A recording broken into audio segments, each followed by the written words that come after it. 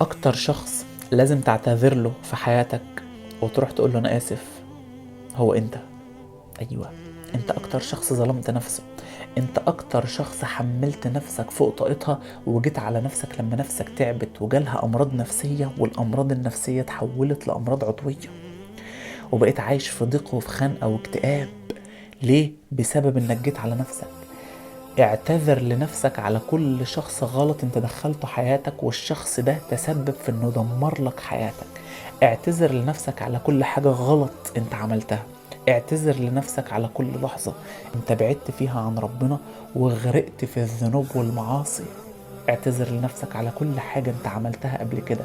اعتذر لنفسك وقول لها انا اسف، انا غلطت في حقك، انا جيت عليك كتير قوي، انا ظلمتك كتير قوي قوي قوي، انا شفتك بتتألمي وكبرت دماغي وما اهتمتش وعملت اخطاء كتيرة قوي في حقك.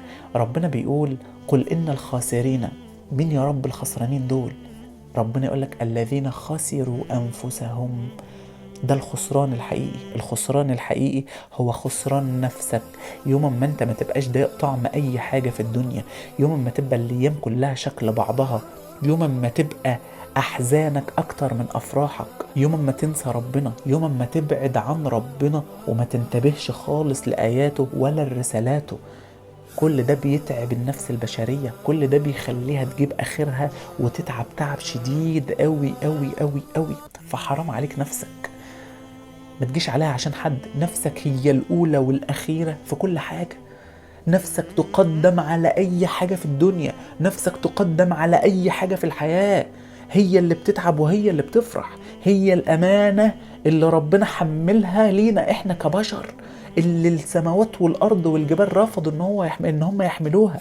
أنت اللي حملتها، وهي أمانة نفسك. ما تجيش عليها ولا تهنها ولا تحملها فوق طاقتها. كبرها، عليها، خليها أكبر حاجة موجودة في الدنيا. فاعتذر لها وتأسف لها وبوس على راسها وعايزك تقرب لها. دي نفسك على فكرة، مش حد غريب. اعزم نفسك على حاجة حلوة. لو انت عملت اي انجاز في يومك، سواء الانجاز ده كان كبير او صغير، كافئ نفسك.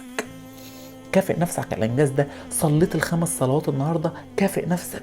ساعدت حد النهاردة، كافئ نفسك. وقفت جنب حد، كافئ نفسك.